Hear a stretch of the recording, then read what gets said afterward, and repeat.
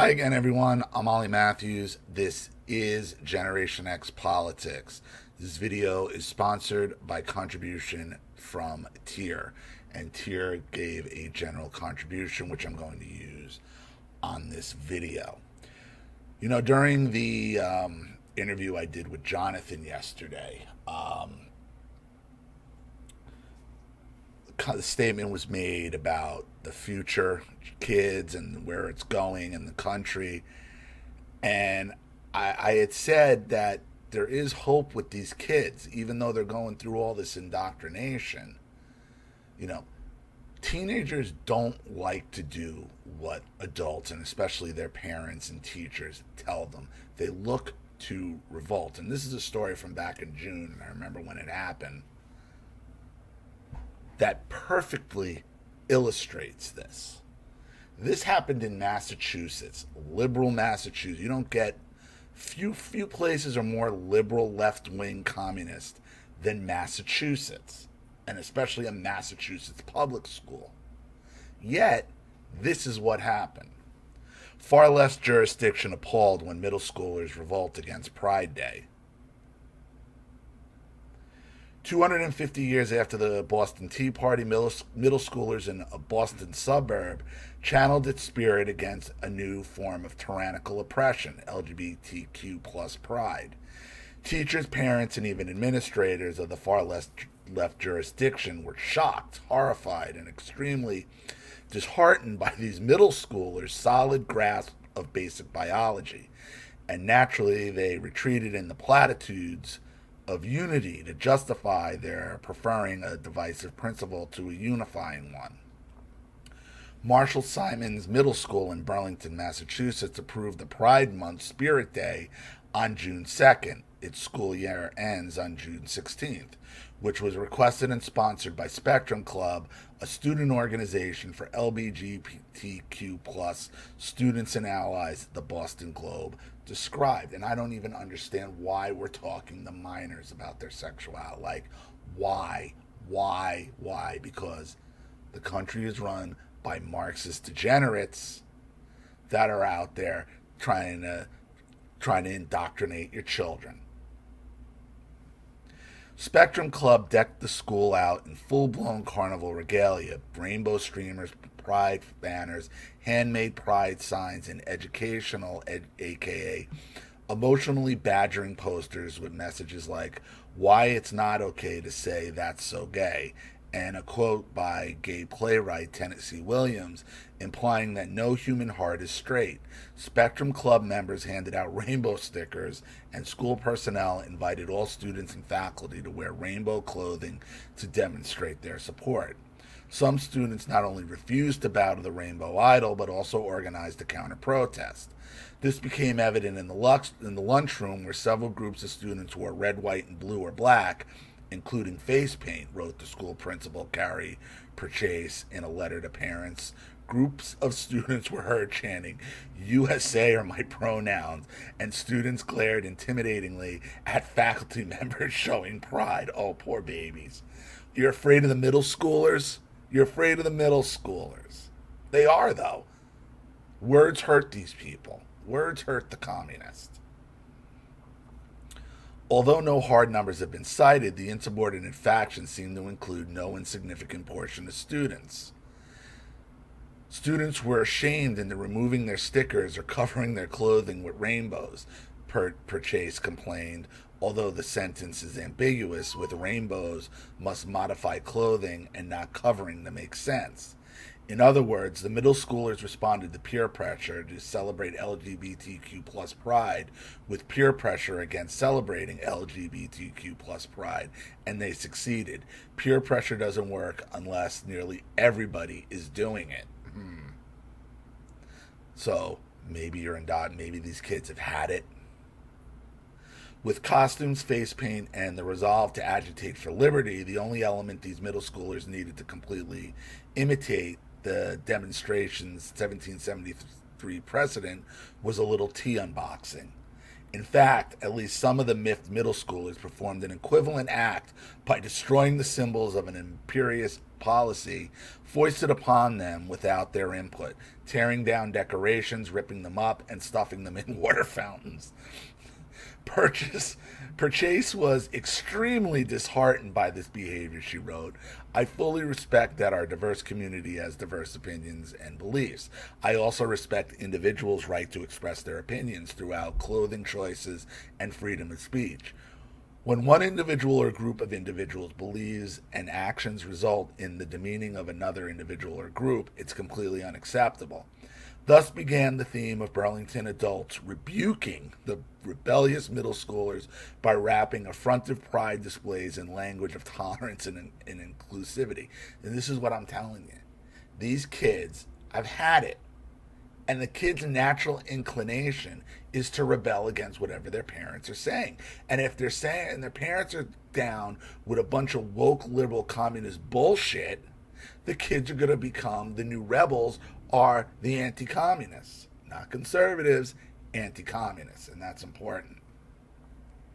Also, when you're focused on telling a bunch of white boys how terrible they are from birth, they're just sick and tired and they've had it.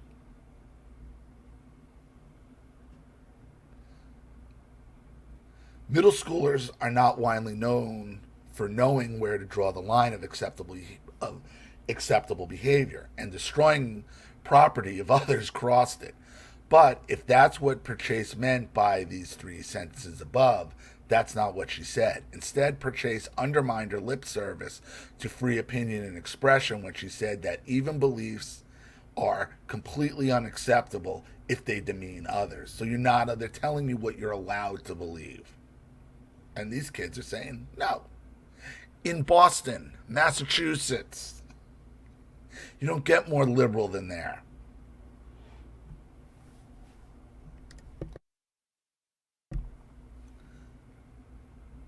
The problem is boundaries of demeaning beliefs have become exceedingly blurred with regard to LGBTQ plus identities.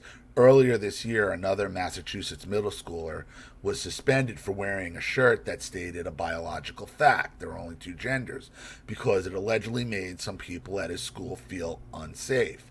If middle schoolers don't know where to draw the line for acceptable behavior, Massachusetts schools sure aren't helping to clarify it for them. Purchase then apologized to Marshall Simon's students who identify as LGBTQ. I am truly sorry that a day meant for you to celebrate. It's not a day, you did it for the whole month. It was a month. I'm sorry that a day meant for you to celebrate your identity turned into a day of intolerance, she said, groveling, as if she had torn down the decorations herself. Schools are supposed to be a safe place for all students and faculty. No, schools are like prisons. Let's just face it. Schools are no different than fucking prisons. Most of them just don't have bars. Some community members' actions created an unsafe environment for many of our students, caregivers, and faculty. There's that word unsafe again. But what safety incident provoked its use? Did a student arrive at a school with a gun or at least a knife? Did a counter-protesting student threaten, push, or even slap any LGBTQ identifying classmate? If such an incident had occurred, surely that lead would have been headlined in every news report. Yet, based on available news reports, the school did not even call the police. Thus, the available facts lead us to conclude that Purchase was implying that language and even opinions critical of excessive pride celebrations amounts to violence against people who identify as LGBTQ. This untenable philosophical position was echoed in a letter by Burlington Public School Superintendent Eric Conti, who insisted that the rise in anti-LGBTQ violence across the country is unacceptable and has no place in our schools. What violence? They just didn't want to wear your pride stuff, and they took down your propaganda posters. Middle schoolers. Like I said, maybe if you haven't been telling them how fucking awful they are, especially the white boys, this could have been avoided. Conti's June 4th letter to parents was the second berating of the protesting middle schoolers. He made a few good points, such as noting that Spirit Day participation is optional, but respectful behavior is non-negotiable. But Conti's letter made it clear that the school system insisted on overtly favoring certain perspectives while denying that they were showing favoritism. We embrace everyone for who they are and for what they bring to our schools and larger community, Conti said, but then he promised to train staff to identify and respond to identity and bigotry and discrimination. To middle schoolers. They're putting middle schoolers through this. This is what I'm telling you. They overplayed their hand. Look, the millennials are gone. The millennials, the Zoom, they're gone. These young kids, whatever, I don't remember what generation they are, they're the hope at this point because they're going to push back on this. And the ones who did fall for the indoctrination and went and did things to them that can't be reversed, oh boy, just wait 2-3 years until they figure out what's what, and they're looking for retribution. Sadly, the embrace everyone platitude is suppressed by an accept bigots caveat. In case any reader was uninitiated as to which identities and opinions are unquestionable and which ones make you a bigot, Conti invited all readers to join us in taking a stand against homophobia. Conti expressed no reservations about choosing a side, even as public employee of a diverse community. I recognize that discussions and celebrations of individual identity are complex and impacted by individual values, religions, and cultural norms, the result of which may include expressions of racism, anti-religious hate, ableism, and in this case, homophobia. Like, how much are you going to lay on these kids? How much? So even if it's part of your religion, it's still anti-religious hate. I mean, instead of respecting those values, religions, and norms, he intolerantly insisted that they stand aside if they opposed his sacred ideal of toleration. Conti knows who butters his bread because community members overwhelmingly endorsed his intolerance of any LGBTQ plus criticism at 2 snowflake struggle sessions this weekend at a Burlington Select Board meeting on Monday and Burlington Public Schools Committee meeting on Tuesday. I thought Burlington was a safer place than Texas or Florida. Obviously, I was wrong, complained a parent and former school committee member, Kara Foss. So wait a minute, our kids are rebelling against us? Uh-oh. See, it's only cool when it happens to right-wing people. When it happens to right-wing people, it's funny. It's not supposed to happen to us. Well, sorry. You can't really beat biology, can you? And biology says kids want to rebel against their parents and their teachers and their authority. And if you're going to be a woke idiot, guess what the kids are going to rebel and be? Anti-woke. She called on local officials to suppress middle school revolt head on. There's some undercurrents in Burlington that town administration and school administration need to address more directly and firmly. The issue of pride at schools is very controversial. I understand that, Foss continued. I think we need to start a place of commonality, but she urged officials to stamp out any LGBT skepticism no matter how long it took. So, like this is just settled. Like, you have to accept this or you're a racist or a bigot. Like, they just decided. Like, when was this decided? Like, who gets to decide this? Who died and gave them this type of authority? Who? I think it'll take some time, and it takes a lot of hard work and conversation, but I believe in Burlington. I believe we could get there. So all we got to do is berate these kids harder. Berate these young white kids harder, and eventually they'll fall in line. Have the authorities step in. Have the officials step in. Like, they have lost it. They have lost the plot. Other public commenters expressed concern over the organization the middle school demonstrates. the organization the middle schoolers demonstrated.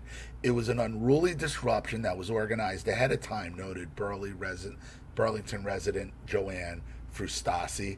I was shocked and horrified, said parent Neela Armstrong. They organized themselves. They came to school wearing outfits and face paint, and they're big enough to do that. Then they're big enough to have this conversation. By big enough to have this conversation, Armstrong apparently meant that middle schoolers should allow the adults to dictate their opinions for them, and that they should lie down and accept their verbal lashing like good little sheep.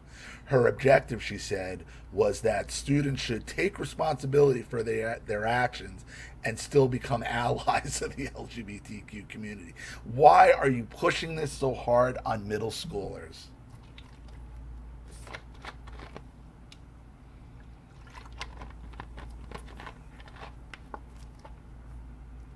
How many children felt power yesterday by committing an act of intimidation? Intoned librarian and former high school teacher Andrea Bono Bunker Monday. How many children have a seed of homophobia planted in them yesterday? How many children feel worse about themselves because of what they witnessed or experienced yesterday? How many children now think that they're being part of or supportive of the LGBTQIA plus community is un-American? Who sounds like the middle schooler here? Who sounds like the middle schooler here? The adults or the middle schoolers? What psychobabble? She tacitly admits the former powerless felt by middle schoolers uncomfortable with your in-face pride celebrations, while at the same time wrongly asserting a child's self-worth should be the most important consideration. She feigned surprise that force-feeding middle schoolers, now beginning to think for themselves, such an undigestible fare would cause them to spew forth a putrid yet instinctive response. Why are you so forcing gay sex down children's throat? Why? In school? Why?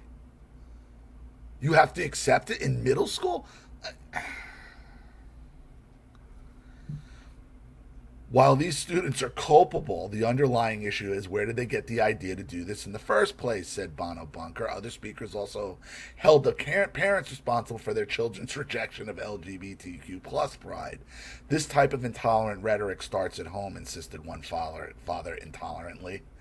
Others demanded action. It would be naive of us to think what happened at the middle school won't escalate to something more tragic in the future. It isn't going to go away magically. It will get worse, said parent Jessica Dubai Dang forecasted. A lot of hyphenated names in here. A lot of hyphenated names. It should tell you, like, just by the amount of hyphenated names in here, it should tell you so much. Apparently wearing red, white, and blue to school on Pride Day is tragic now. If the adults don't intervene immediately, such malformed children might grow up standing for the Pledge of Allegiance, living productive and happy focused lives on others, and even perish the thought owning a gun. In all seriousness, Dubai Dang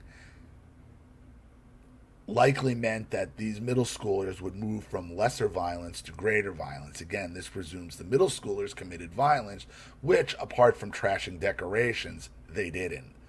But to take her argument on its own terms for a moment, Dubai Gang argues that their violent thoughts and words show that these young students have been radicalized and they will progress to further violence as their radicalism develops.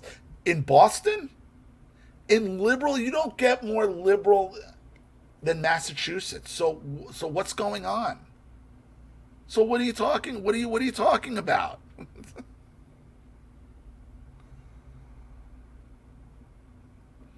If that's true, the proper cure would be identifying the source of radicalization and removing it. To the extent that these youngers were radicalized again, only in the terms of her argument. They are reacting to the oppressive, suffocating celebration of LGBTQ plus ideology with no dissent tolerated. What do Dubai Gang and other parents propose? More of the same. Dubai Dang wasn't alone in calling for action. Burlington Equity Coalition also called on school administrators to provide consequences for counter protests and take an active stand against hate under the guise of free expression. Where did those students get the notion that supporting the LGBTQ plus agenda is un-American? So they want to blame the parents. Without any direct concrete action, these incidents will occur again and increase in severity, it warned. Yeah, they want to shut it down before it happens because there's other kids who probably feel the same way that didn't have the balls to stand up.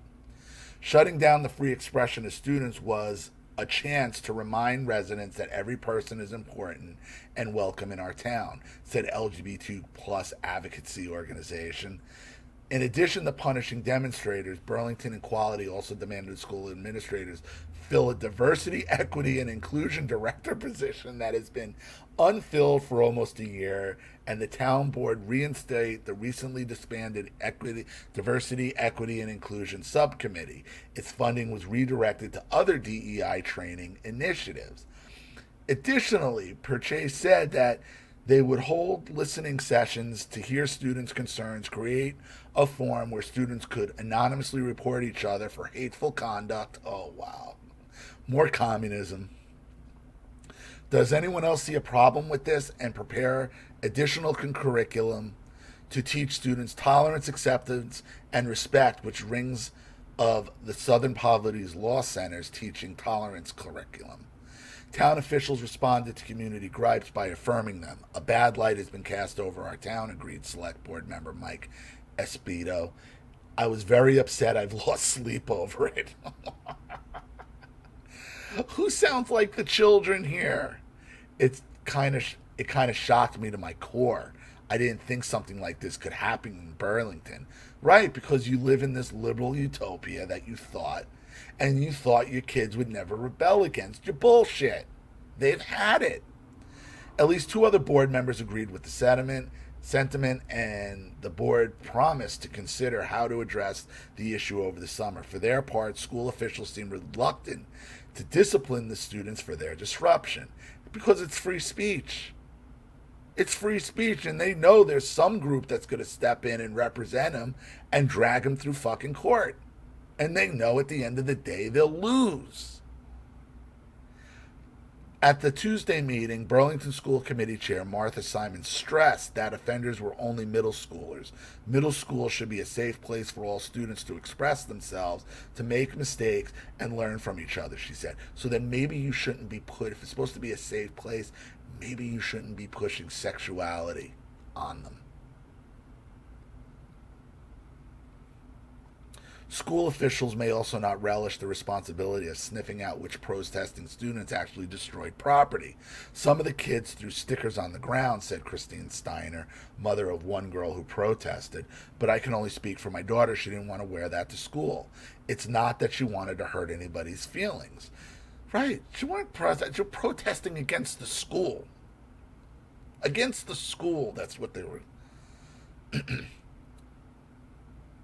Such a remark suggests that students may have felt more pressure to wear rainbow attire beforehand than school officials have admitted to after the fact. Steiner added that her daughter felt coerced to join the celebration of Pride, and was offended by some of the messages, such as Tennessee Williams' poster implying no one is straight. To middle schoolers. Connie has taken a position similar to Simon in his earlier letter. The Burlington Public Schools are obligated to provide a safe environment for all students to feel safe, seen, and respected without retaliation. But school officials making not-so-subtle digs at politically incorrect ideas is totally cool. The more thoughtful responses preferred discussion to punishment. It's not enough to publicly denounce these incidents, said Conti. As a school system, we have a unique opportunity to educate our community on the nature of these events. He probably means indoctrination, but at least he isn't punishing the students as the local LGBTQ plus coalition demanded. I think what we need to do is turn down the temperature, said Esposito. And instead of talking at each other, look at each other in the face and talk to each other. Hear each other's concerns, complaints, and try to walk a mile in someone else's shoes. And I think that would go a long way. As Conti put it, let's all work on being kinder to each other. It didn't take much listening to locate the source of student anger. Purchase said she received some feedback. That counter message was in response to the school not recognizing the observance of Memorial Day, reported local news station WHDH. Purchase said that the lack of recognition was an oversight and reiterated how the observance of Memorial Day and the respect of LGBTQ was not mutually. How do you oversight a federal holiday? What bullshit. So they ignore Memorial Day. They didn't observe it. Does that mean school was in session Memorial Day? On a federal holiday? I don't know. I don't know exactly what that. And then they're pushing all this pride shit. No one is straight to middle schoolers.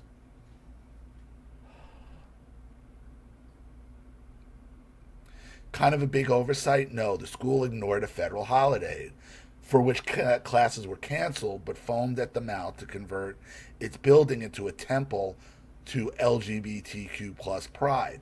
So in theory, Purchase is correct that the respect for the official holiday and the unofficial debauchery month are not mutually exclusive, but in actual practice, the school got so excited about celebrating a divisive niche that it completely overlooked a generic and unifying American institution in the very same week. No wonder the students wore red, white, and blue. Instead of correcting this grave error, the student district responded to the incident with more DEI programs, not more American unity. This incident reached such a pitch that it attracted the attention of Massachusetts Governor Maura Haley, a Democrat who identifies as a lesbian. I hope it becomes more of that patriarchy. God, that patriarchy. So you got a lesbian governor, Democrat, in a Democrat state, in a Democrat city, in a Democrat school board. Weird. Like, weird that this would happen. Weird. I hope it becomes a teaching moment for the young people who were involved in that, said Healy. It doesn't represent who we are as a state. This may be true for today's voting populace, but these middle schoolers, the next generation, are recalling an earlier Massachusetts tradition that responded to oppression and tyranny by dumping tea in the Boston Harbor. And we actually have video.